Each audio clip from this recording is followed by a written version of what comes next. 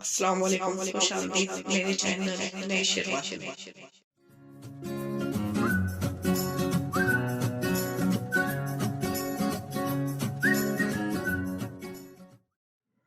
अस्सलाम वालेकुम बच्चों, आज हम देखेंगे मश्क नंबर 35। तय कीजिए कि ज़ेल की जोड़ियों में दिए हुए एदाद बाहम मुफर्रद एदाद हैं या नहीं।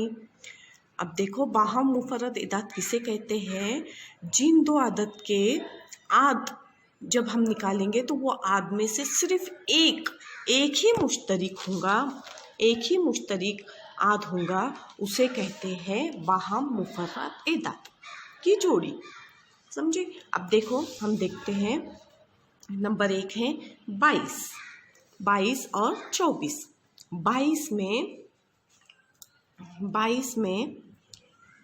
22 के आद देखो 1, 2, 11 और 22। 24 के आद देखो 1, 2, 3, 4, 6, 12 और 24।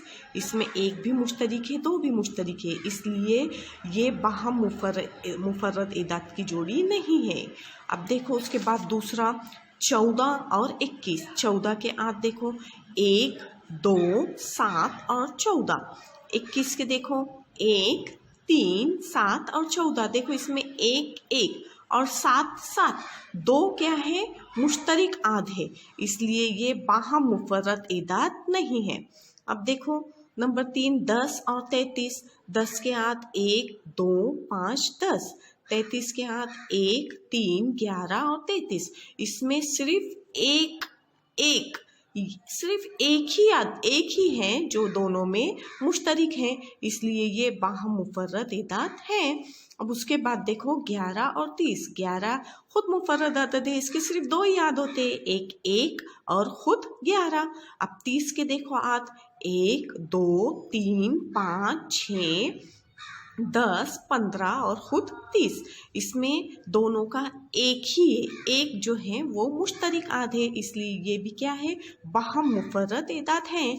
अब नंबर 5 देखो, 5 और 7 दोनों भी मुफर्रद एदाद है। 5 के आद क्या है? 1 और 5। 7 के आद क्या है? 1 और 7। दोनों में मुश्तरिक क्या है बच्चों? 1 है, इसलिए ये भी क्या है? बाहम मुफर्रद एदाद। अब छठा देखो 15 और 16। 15 के आद देखो 1, 3, 5 और 15। 16 के आद देखो 1, 2, 4, 8 और 16।